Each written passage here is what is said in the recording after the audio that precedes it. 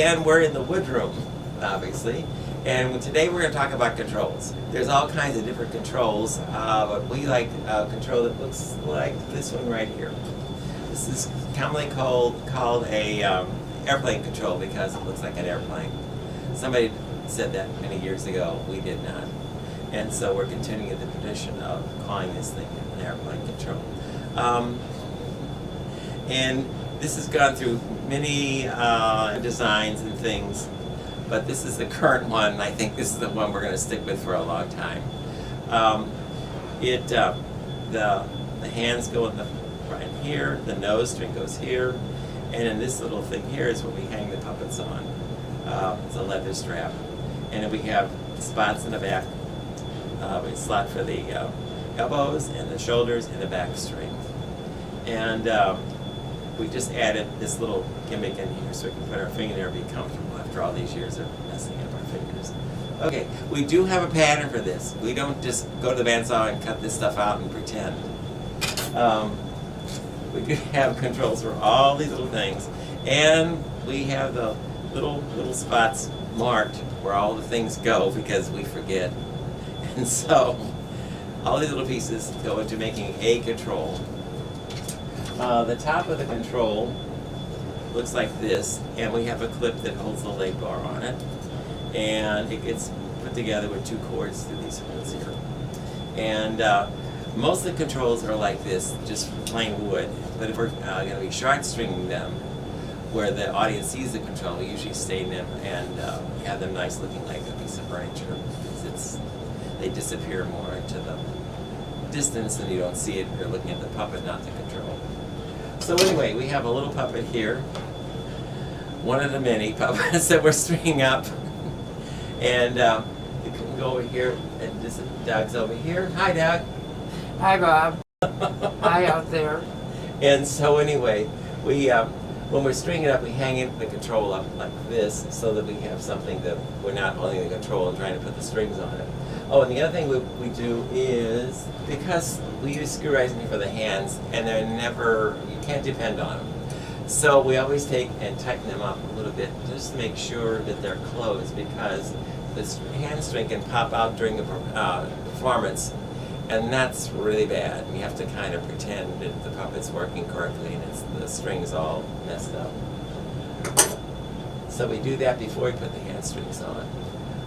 And we always use bolts in the controls now because the screws slip out and then the control can fall apart.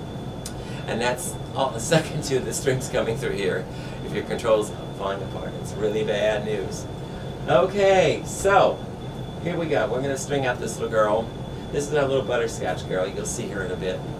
And we got the head strings already on. And this looks about right.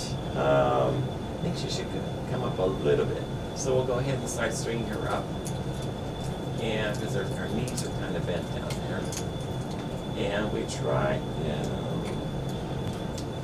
the control, here we go. Let's see how that looks. And that's not too bad. And we have slots in here. We have little V's cut in the control right in here because I like the strings long.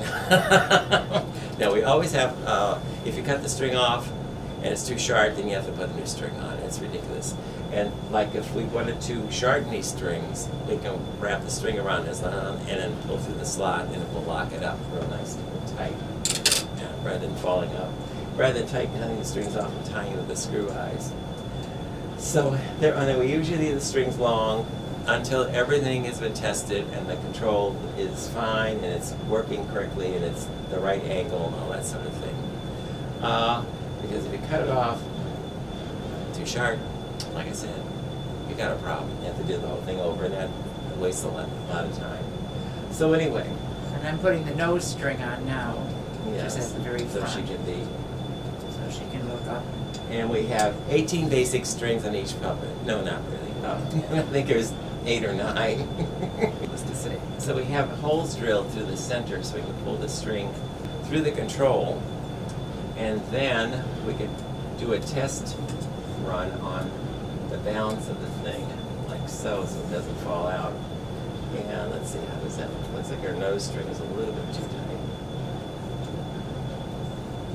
But, Well, the control. yeah, just a little bit. And the nose is very easy to put back in, but that's about.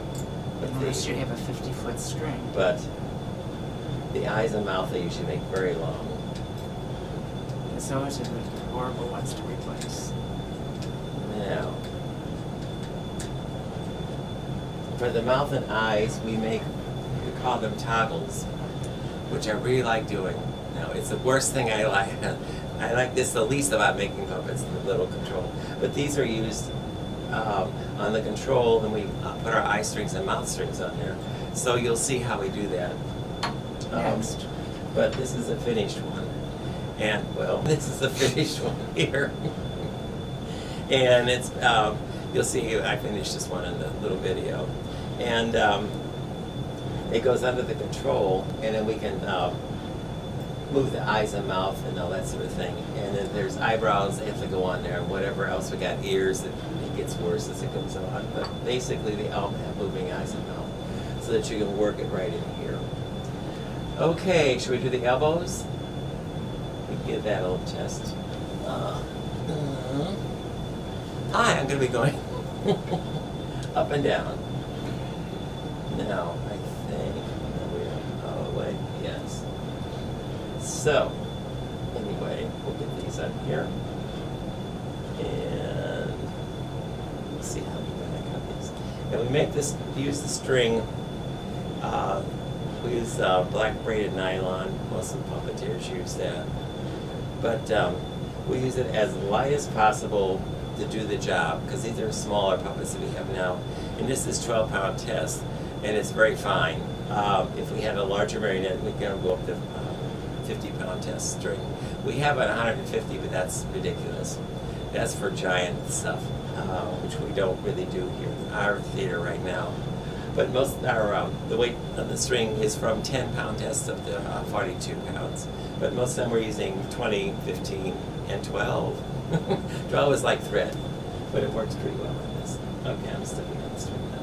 So now we have to get through the hole here. Maybe.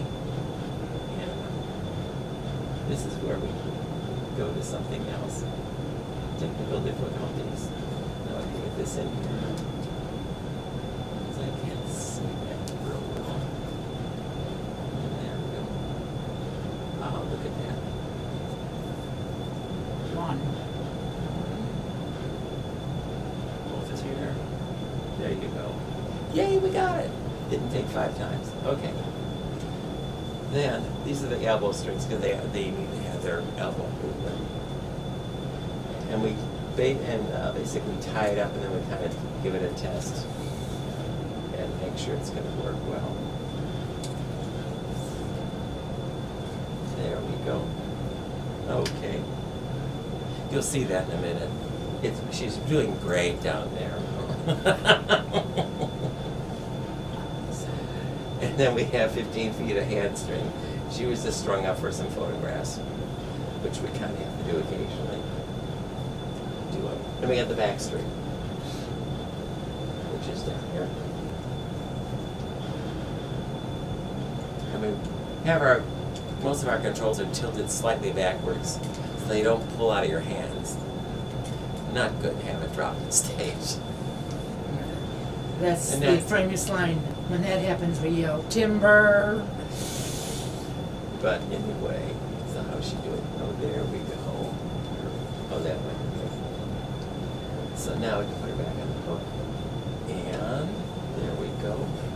Now we got our elbow strings, and our hands are almost working there. And then we'll go ahead and we'll put our eye strings and all that stuff in.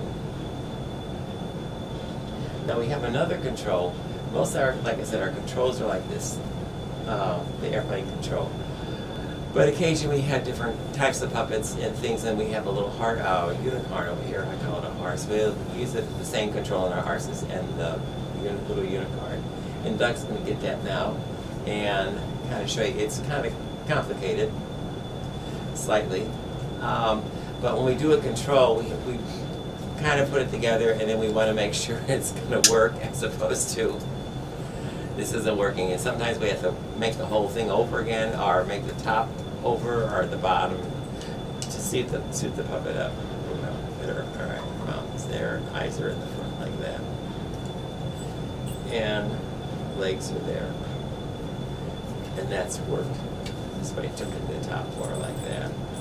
Well, we've moved from the wood room where we were stringing up the marionette, and now we're out in the theater. And look, oh, well, look who's here. Hi. Little Butterscotch working from the bridge. Hi, how are you today? Hi. Good. Can you wave to everybody now that you're strung up? There you go. Oh, good girl, good girl. Walk around. I'm gonna walk. Now, just like in a musical instrument, we have to fine-tune them and make sure the strings are just right, in the right spot, and make the right movements so we can bring the puppet to life, because that's the magic of the puppet theater.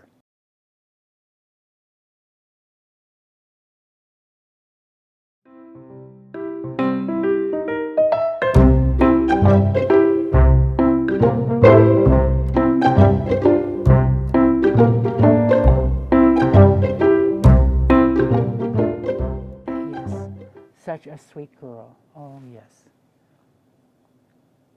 And how old are you, Butterscotch? I'm 65.